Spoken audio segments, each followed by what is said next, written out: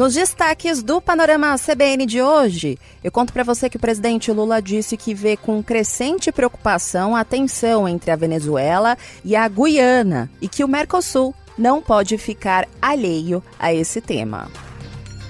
Na política, o senador Sérgio Moro prestou hoje um depoimento no Tribunal Regional Eleitoral do Paraná em um processo que pode cassar o mandato dele. Ele é acusado de abuso de poder político e econômico nas eleições do ano passado. As ações foram movidas pelo partido do ex-presidente Jair Bolsonaro e pela coligação do presidente Lula. E no esporte, a Justiça tirou do cargo o presidente da CBF, Edinaldo Rodrigues. Na decisão, os desembargadores escolheram um interventor para ficar à frente da entidade máxima do futebol brasileiro até as próximas eleições. Panorama CBN. Olá para você que está ouvindo o Panorama CBN de hoje. Eu sou a Juliana Prado e vou te contar em menos de 30 minutos tudo o que foi notícia nesta quinta-feira, dia 7 de dezembro de 2023.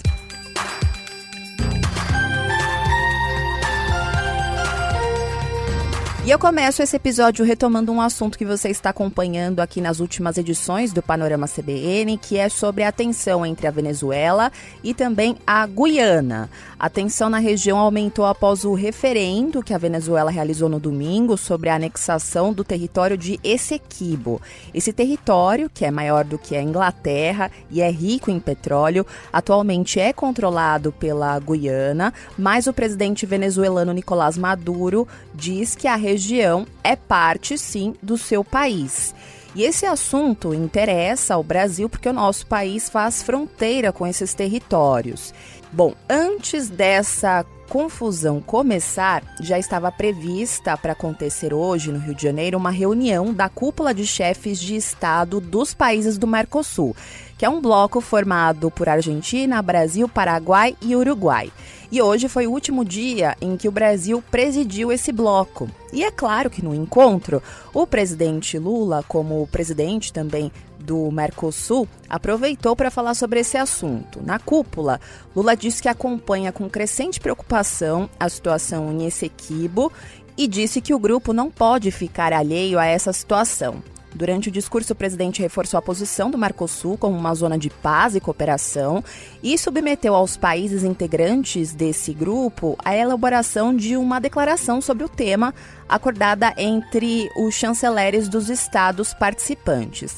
Ele também disse que o Itamaraty pode sediar quantas reuniões for necessário para mediar essa questão. Nós estamos acompanhando com crescente preocupação o desdobramento relacionado à questão do Essequibo. O Mercosul não pode ficar alheio a essa situação. Por isso, eu quero submeter à consideração de vocês a minuta de declaração dos Estados-partes do Mercosul sobre essa controvérsia acordada pelos nossos chanceleres. Não queremos que esse tema contamine a retomada do processo de integração regional ou constitua ameaça à paz e à estabilidade. O Brasil e o Itamaraty estará à disposição para sediar qualquer e quantas reuniões forem necessárias. E uma coisa que nós não queremos aqui na América do Sul é guerra. Como você percebeu, Lula não falou diretamente o nome do presidente da Venezuela, Nicolás Maduro, mas ele foi bem claro ao dizer que aventuras na região não serão toleradas. No encontro de hoje, claro que Lula falou também sobre o acordo Mercosul e União Europeia. Nos últimos dias, a diplomacia estava correndo contra o tempo para finalizar isso ainda nesta semana, porque no domingo o novo presidente da Argentina, Javier Milei, vai tomar posse e isso pode trancar as discussões do acordo. E tudo indica que a revisão final aí dessa cooperação não deve sair agora. Tanto que durante a cúpula do Mercosul, Lula lamentou a falta de avanços nas negociações sobre esse acordo comercial, mas disse que ainda não está satisfeito com o formato atual do Tratado de Livre Comércio Comércio e classificou o desenho da parceria como insuficiente. Ele disse que tem que continuar tentando e que tinha o sonho de concluir a negociação de revisão dos trechos do acordo, o que não se concretizou ainda.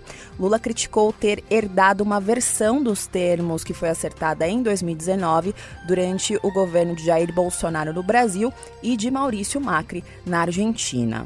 Lula também comentou a troca na presidência da Argentina com a saída de Alberto Fernandes e a posse do presidente eleito Javier Milei, que, como eu disse, vai acontecer no domingo. O presidente brasileiro, ele é aliado e amigo de Alberto Fernandes e defendia o candidato dele à presidência, o Sérgio Massa, que foi derrotado nas eleições. Ele defendia que Massa ganhasse o pleito, mas isso não aconteceu. E a relação com o Milei é muito tensa, porque o próprio Milei já fez críticas diretas e pessoais a Lula. E na cúpula do Mercosul, Lula disse que a despedida de Alberto Fernandes é triste. A relação do Brasil sempre foi boa com a Argentina. Então, Alberto, é com muita tristeza, mas eu sei o papel importante que você jogou nesse seu período de governo. Lamentavelmente, eu acho que você merecia melhor sorte. A economia poderia ter melhor sorte, mas aconteceu o infortúnio, inclusive, da pandemia e de uma seca que muita gente aqui foi prejudicada. É uma despedida triste. Para mim, que sou teu amigo pessoal. No final do encontro foi emitido um comunicado conjunto sobre negociações do Mercosul com a União Europeia. Esse comunicado diz que os dois blocos estão engajados em discussões construtivas com o objetivo de finalizar as questões pendentes no âmbito do acordo aí dessa associação dos dois blocos. Segundo ainda o comunicado, nos últimos meses foram registrados avanços consideráveis e as negociações vão seguir com a ambição de concluir o processo e alcançar um acordo que seja mutuamente benéfico para ambas as regiões e que atenda às demandas e às aspirações das sociedades.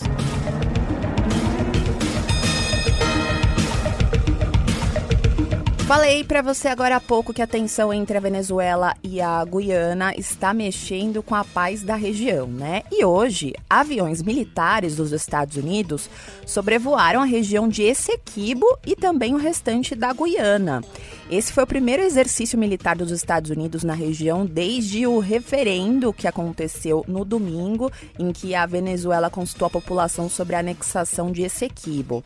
As manobras militares, segundo a Embaixada dos Estados Unidos na Guiana, vão acontecer em parceria com a Força Aérea Guianesa e fazem parte de operações de rotina da parceria para melhorar a segurança local. Os dois países têm parceria militar desde 2022. O curioso é que, no fim de novembro, dias antes da realização aí desse referendo, o presidente dos Estados Unidos, Joe Biden, enviou à Guiana comandantes do alto escalão do Comando Militar do Sul dos Estados Unidos para debater estratégias de defesa. Washington também estuda a construção de uma base militar em Essequibo, lembrando que essa região tem muito petróleo.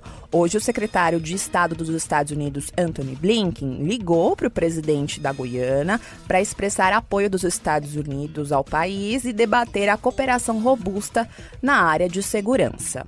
Depois que os Estados Unidos fizeram aí esses exercícios militares na região, a Venezuela reagiu, classificou como provocação esse sobrevoo em Essequibo e também no restante do território guianense. O ministro do Poder Popular para a Defesa da Venezuela, o Vladimir Padrino Lopes, disse o seguinte em uma rede social, abre aspas, esta infeliz provocação dos Estados Unidos em favor da Guiana é mais um passo na direção errada. Alertamos que não seremos desviados de nossas ações futuras para a recuperação do Essequibo, fecha aspas.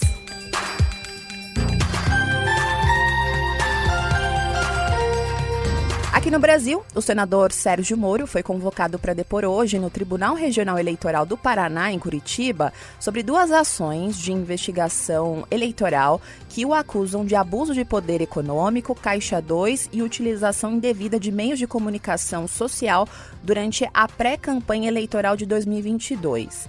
A acusação diz que são 6 milhões de gastos irregulares na campanha de Moro, mas o senador diz que consegue comprovar 98% desse valor. Essas 2 ações aí contra Sérgio Moro, que podem cassar o mandato dele, foram abertas por 2 frentes políticas diferenciadas. A primeira pelo Partido Liberal, PL, do ex-presidente Jair Bolsonaro, e a outra foi aberta pela Federação Brasil da Esperança, que é a base de partidos que elegeu o presidente Lula no ano passado. E como eu falei para você, esses processos aí contra Moro no TRE do Paraná podem parar no TSE. E se isso acontecer e se ele for cassado de fato, vai ter uma nova eleição. Só que esse caso só deve chegar ao TSE mesmo no ano que vem, apesar da pressa dos partidos para resolver essa questão quanto antes. Porque se de fato Sérgio Moro for cassado, na corrida para uma eventual vaga deixada por ele, já constam nomes conhecidos da política, como Michele Bolsonaro, Gleisi Hoffmann, Roberto Requião e Ricardo Barros. Por isso que há uma expectativa muito grande em relação a esse processo contra Sérgio Moro.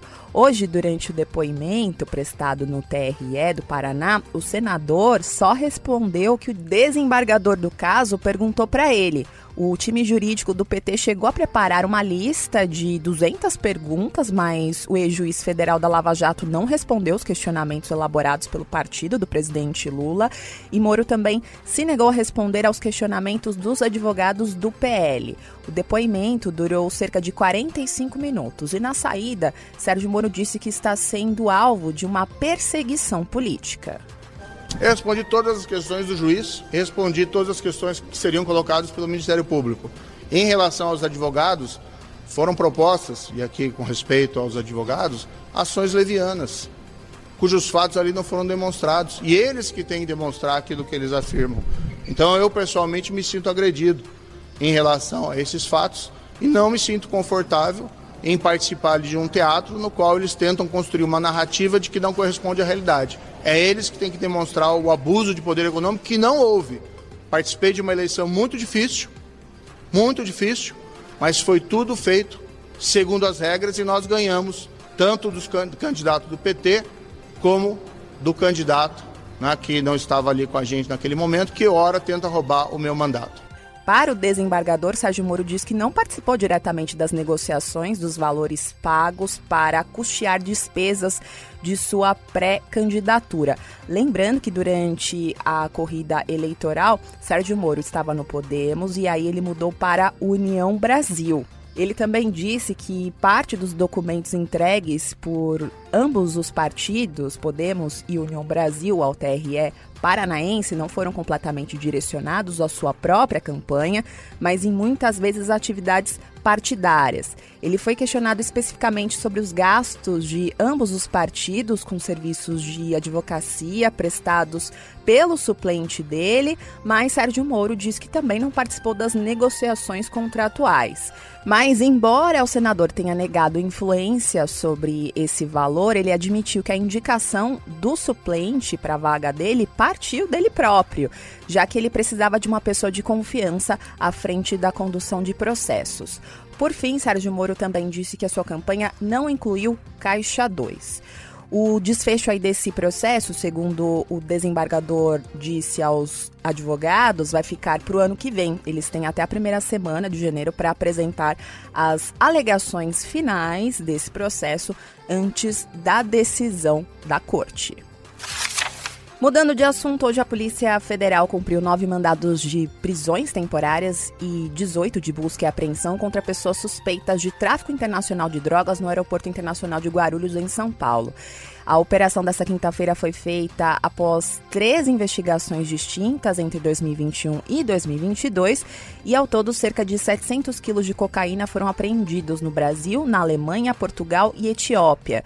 E os criminosos atuavam de 2 formas: ou por malas despachadas, ou trocando a etiqueta com outros passageiros, ou também por meio do setor de cargas do aeroporto. Provavelmente você deve se lembrar daquele caso das 2 brasileiras que foram presas na Alemanha porque trocaram a bagagem delas por cocaína, né?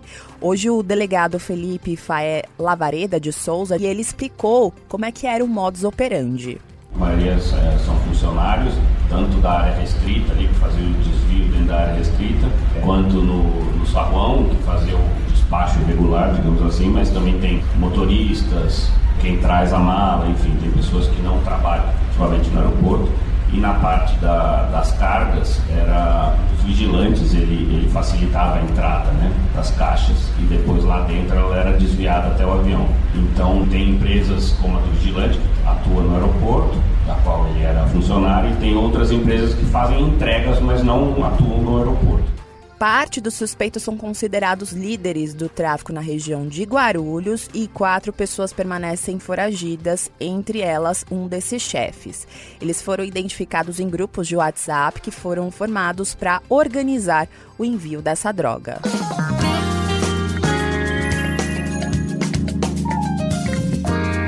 Na economia, o ministro da Fazenda, Fernando Haddad, cancelou todos os compromissos que ele tinha hoje e madrugou, foi lá para Brasília para adiantar as negociações com o Congresso em busca de aprovação de pautas econômicas de interesse do governo.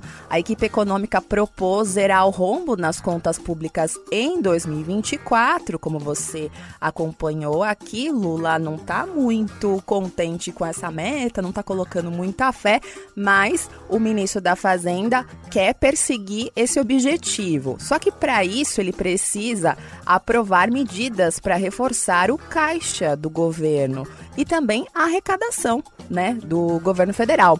E o Congresso já aprovou alguma dessas medidas, como a taxação dos fundos de offshores. Mas restam ainda uma série de propostas para serem analisadas pelos parlamentares. Entre elas, a taxação das apostas esportivas, também mudanças nos incentivos fiscais concedidos pelos estados e também a taxação de compras internacionais de até $50. É uma série de projetos que precisam do aval dos parlamentares do Congresso para garantir uma arrecadação extra para o governo na casa de 160 bilhões de reais para garantir essa meta zero. Depois de uma reunião com o presidente do Senado, hoje pela manhã, o ministro Fernando Haddad disse que tudo é prioridade e que está confiante na aprovação das propostas pelos parlamentares. O presidente Pacheco me disse com todas as letras, estou aqui na presença do Alexandre Silveira, ministro de Minas e Energia, que ouviu. Nem que eu tenha que convocar sessões extraordinárias do Senado Federal, nós não vamos deixar de avaliar as propostas que o governo encaminhou já há bastante tempo para o Congresso Nacional. Tudo é prioridade. Tudo que você falou é necessário para fechar o orçamento do ano que vem. Tudo isso foi encaminhado dia 31 de agosto. Não foi encaminhado ontem. Está desde 31 de agosto. Eu estou muito confiante que o Congresso vai avaliar todas as medidas e sabe da importância da gente buscar o equilíbrio das contas públicas. Vou aproveitar o momento para te contar como foi o fechamento do mercado financeiro hoje. A Bolsa de Valores de São Paulo fechou o dia de hoje em alta de 0,31% aos 126.009 pontos. No mercado de câmbio, o dólar comercial fechou o dia de hoje em alta de 0,14%, cotado a R$ 4,909. Já o euro encerrou o dia de hoje em baixa de 0,42%, cotado a R$ 5,301.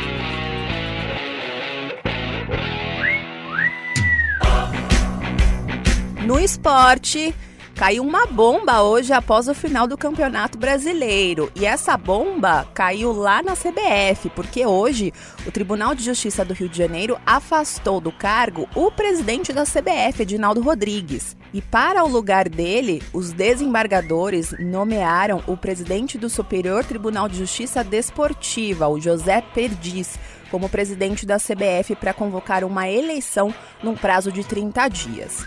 E aí você deve estar se perguntando por que a Justiça Comum, e não a Desportiva, afastou o presidente da CBF do cargo. Então, os desembargadores julgaram a validade de um termo de ajustamento de conduta, chamado de TAC, que foi firmado entre a CBF e o Ministério Público que levou o baiano Edinaldo Rodrigues à presidência. Então, o afastamento de Edinaldo é um efeito, uma consequência da decisão de anular esse termo de ajustamento de conduta.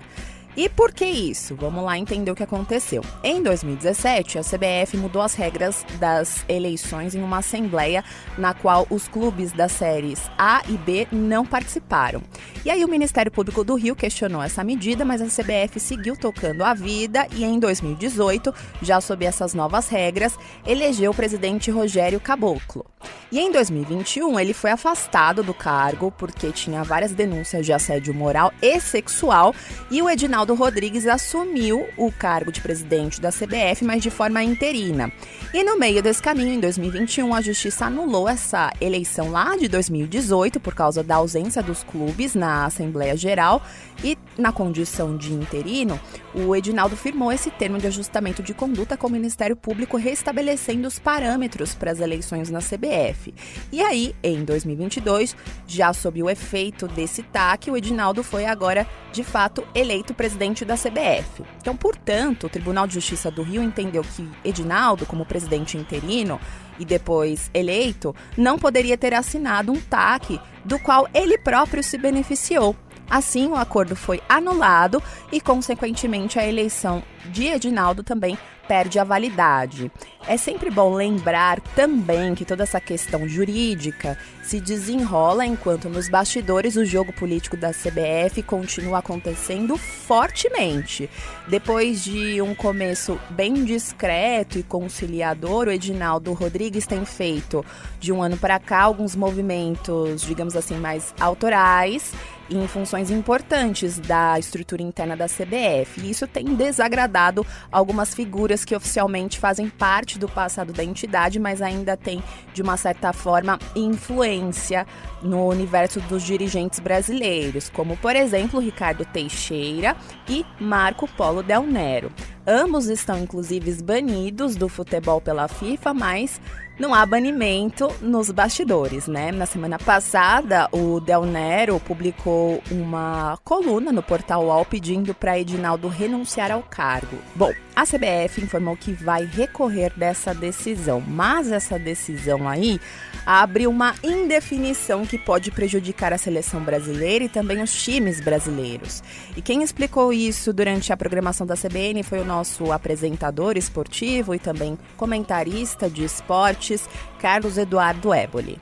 Inclusive, essa informação, esse fato, né, ele pode ter consequências nessa participação do Brasil na Libertadores da América, Copa América, com a seleção. Temos que aguardar os desdobramentos, porque Conmebol e FIFA não admitem intervenção de justiça comum nas suas entidades filiadas. As discussões precisam ser apenas na esfera esportiva. E na medida que você tem a intervenção da justiça comum, há uma punição esportiva a essa confederação, e isso pode afetar os seus filiados, né? E, por exemplo, a seleção brasileira ser retirada da Copa América, os times brasileiros não poderem participar da Libertadores até que a situação se resolva internamente no país.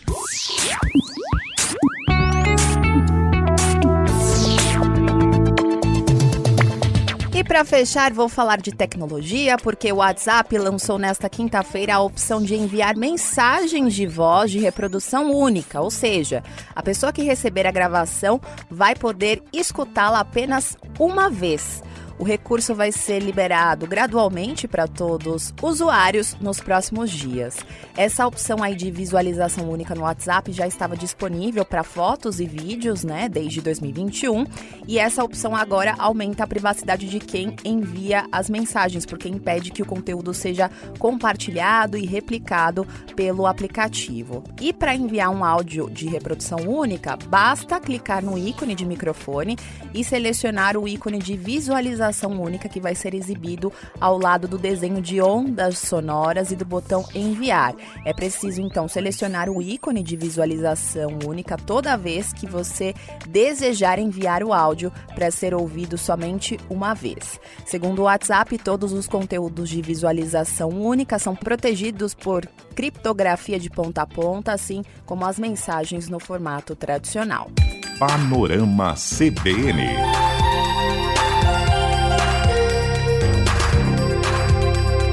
Agora, eu vou indo nessa. Muito obrigada pela companhia de hoje. O roteiro e a produção deste episódio foram feitos por mim e a sonorização é do Anderson Wendel, o Tico.